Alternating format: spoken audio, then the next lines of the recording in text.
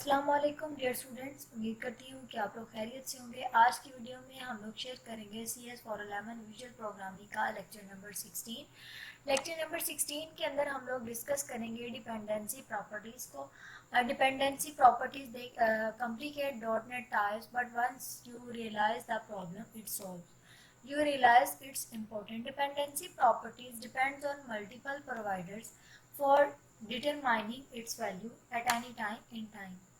The providers can be an animation continuously changing. अब आपके पास एक पेरेंट जो है उसके पास एक प्रॉपर्टी प्रोपोगेट डाउन है, जिसकी वजह से वो सारी इन सारी फंक्शनैलिटीज़ को, इन सारी चेंजिंग्स को मैटर कर रहा होता है। आपके पास जो सबसे बिगेस्ट फीचर है वो चेंज नोटिफिकेशन का है। Motivation is to add rich functionality from declarative markup. आपके पास मोटिवेशन जो है वो ऐड किया गया है एज ए रिच फंक्शनैलिटी के तौर पर, और वो कहाँ से ऐड किया गया? डिक्लेरेटिव मार्कअप के अंदर से। आपके पास 111 पब्लिक प्रॉपर्टीज़ हैं, जिनमें से 98 जो है वो इनहेरिट हो रही है दूसरी प्रॉपर्टीज़ से। Properties can be set using XML directly और in a design tool without procedural code. आपके पास प्रॉपर्टीज़ जो हैं वो यूजिंग एक्सएमएल के सेट की जा सकती हैं, डायरेक्ट भी सेट की जा सकती हैं, या फिर डिज़ाइन टूल के थ्रू भी सेट की जा सकती है विदाउट प्रोसीजरल कोड के बगैर। अब यहाँ पे हम लोग डिस्कस करेंगे यूजिंग WPF। हम लोग बात कर सकते हैं वन विच के are properties were dependency properties. हमारी यहाँ पे एक ये भी चीज़ हमारी मैटर कर रही होती है कि हम लोग डिपेंडेंसी आल प्रॉपर्टीज को डिपेंडेंसी जो आपके पास डिपेंडेंसी प्रॉपर्टीज है उनके अकॉर्डिंग बात कर सकें। तो आपके पास डिपेंडेंसी प्रॉपर्टीज आर नॉर्मल। आपके पास डिपेंडेंसी प्रॉपर्टीज जो है वो नॉर्मल होती हैं। Dot net properties with extra infrastructure. आपके पास इंफ्रास्ट्रक्चर के अंदर जो है वो ज़्यादा डॉट नेट प्रॉपर्टीज होती हैं in the compare of dependency properties के।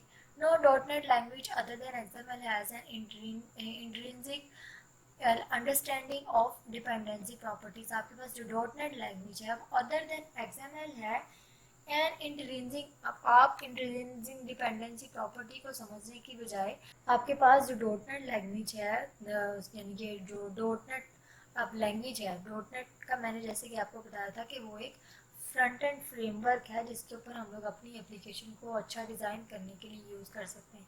इसी तरह से एक्सएमएल है, एक्सएमएल के अंदर भी हम लोग अपनी एप्लीकेशन को अच्छे से अच्छा डिज़ाइन कर सकते हैं। तो ये आपके पास एक डिपेंडेंसी प्रॉपर्टी जो है वो दिखाई गई है।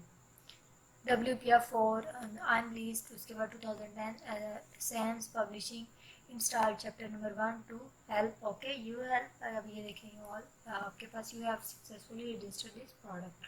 अब यहाँ पे कुछ डिपेंडेंसी पर कुछ प्रॉपर्टीज़ के बारे में बताया गया। वो प्रॉपर्टीज़ मैंने हाईलाइट कर दी हैं। डिपेंडेंसी प्रॉपर्टी क्या होती है, हम लोग उसको किस तरह से लिख सकते हैं, वो आपको मैंने बता दी है। उसके बाद रजिस्टर द प्रॉपर्टी, उसके बाद डॉट नेट प्रॉपर्टी रैपर, उसके बाद आपके पास है चेंज कॉल बैक। तो ये प्रॉपर्टीज़ आपने अच्छे से जो है वो प्रिपेयर कर लेनी है। ये आपको 1-2 मार्क्स में या MCQs में पूछी जा सकती हैं। उसके बाद हमारे पास है dependency properties are represented by syntax और सॉरी बाय सिस्टम। जब हम Windows system dot Windows dot dependency properties add करेंगे, वो फंक्शनैलिटी ऐड करेंगे, तो देन हम लोग फिर ही ये प्रॉपर्टीज़ जो है वो ऐड कर सकते हैं। Bye convention public static and property suffix are used. It is required by several functions, several infrastructure pieces. Localisation tools, XML loading वगैरह जो है ये सारे इसके अंदर मौजूद होते हैं। हमारे पास ऑप्शनली कुछ डिफरेंट यहाँ पे उसमें बता दिए हैं कि कुछ डिफरेंट ओवरलोड्स ऑफ रजिस्टर्स हैं जिनको हम लोग यूज़ कर सकते हैं। It help setting from XML and is natural. आपके पास डिपेंडेंसी प्रॉपर्टीज जो हैं वो इंट्रोड्यूस करवाई गई बिफोर जेनेरिक एक्सपोर्ट के was added in C sharp, जिनको ऐड किया गया सी शार्प के अंदर। जो Visual Studio has a snip called property dependency and automatically expands into a definition of a dependency property, which makes defining one much better than doing all the typing yourself. आपके पास visual studio जो है वो एक snipping आप उसको कह सकते हैं कि प्रॉपर्टी डिपेंडेंसी है जो कि ऑटोमेटिकली एक्सपेंड कर सकती है डेफिनेशन ऑफ अ डिपेंडेंसी के अंदर।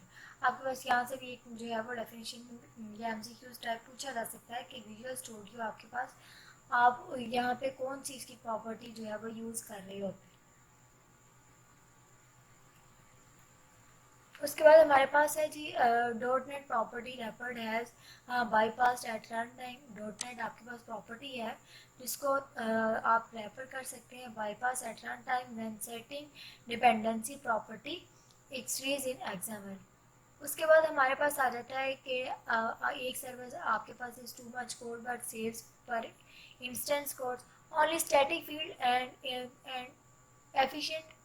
आपके पास है only static field and an efficient surface आपके पास across storage system if all were dot net dot pause with the backing store should would consume a lot more space. आपके पास 111 fields हैं फॉर बॉटम, 104 हैं आपके पास for labour, but 92 and but 89 and 82 are dependency properties.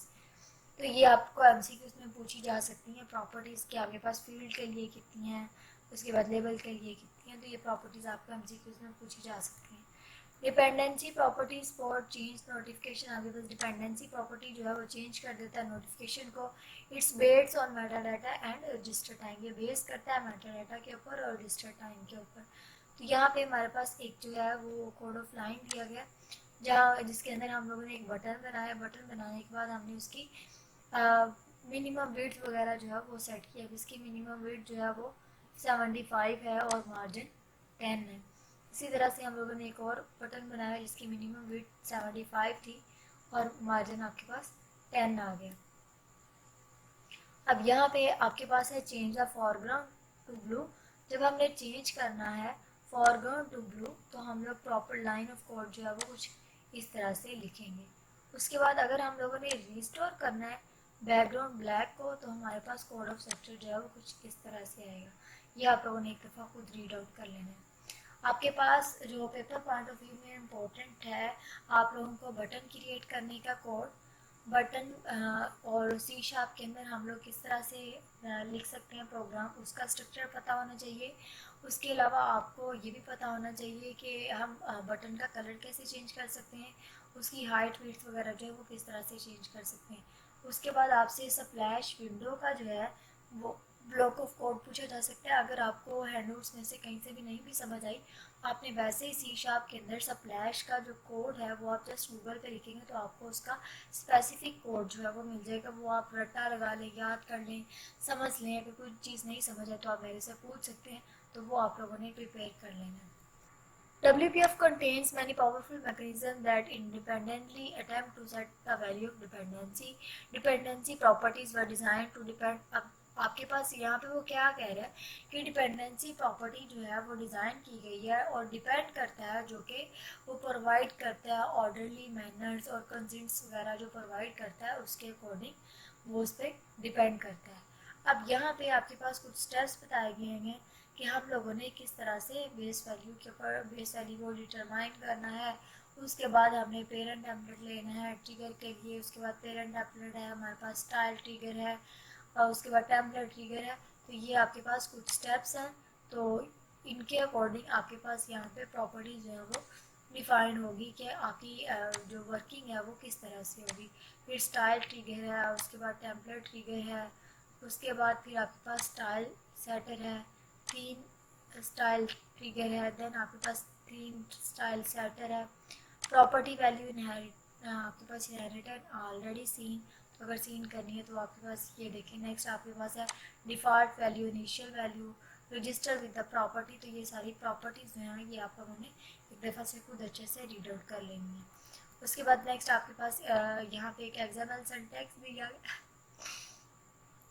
अब यहाँ पे आपके पास there are specially dependency properties that can be attached with the arbitrary objects. आपके पास यहाँ पे स्पेशली डिपेंडेंसी प्रॉपर्टी यूज़ की गई है जो कि ऑब्जेक्ट है, जो कि अटैच की जाती है आर्बिट्रेरी ऑब्जेक्ट्स के साथ। अब आपके पास यहाँ पे न्यू एक्सएमएल सिंटैक्स है अटैच आपके पास जो प्रॉपर्टीज़ थी उसके बारे में अटैच जो है वो है अब यहाँ पे आपके पास एक XML न्यू XML का सिंटैक्स दिया गया, ये आप लोगों ने देख लेना विंडोज़ XML, तो ये आपके पास सिंटैक्स आ गया। तो ये आप लोगों ने यहाँ पे इसका देखें कि उसके बाद आपके पास टाइटल आएगा, उसके बाद इसका बैकग्राउंड आएगा, फिर स्टैक पैनल आएगा, उसके बाद WPF अनलिस्ट आएगा, उसके बाद हम लेबल लगाएंगे, लेबल लगाने के बाद हम उसके अंदर लिस्ट बॉक्स लगाएंगे, लिस्ट बॉक्स लगाने के बाद हमारे पास ये स्टैक पैनल एक और ऐड होगा, देन उसके अंदर बटन ऐड होंगे। तो ये आपके पास टोटल जो है ये कोड ऑफ स्ट्रक्चर कुछ इस तरह से बनेगा। यहाँ पे आप लोगों के पास लेक्चर नंबर 16 जो है वो कंप्लीट हो गया। अगर आप लोगों की फिर भी कोई भी क्यूरी हो, कोई भी क्वेश्चन हो, कोई भी चीज़ नहीं समझ आ रही, कोई प्रोग्राम की लाइन नहीं समझ आ रही, C# में प्रोग्राम लिखने की नहीं समझ आ रही, तो आप लोग मुझसे कमेंट सेक्शन में पूछ सकते हैं। Thank you so much and अल्लाह हाफिज़।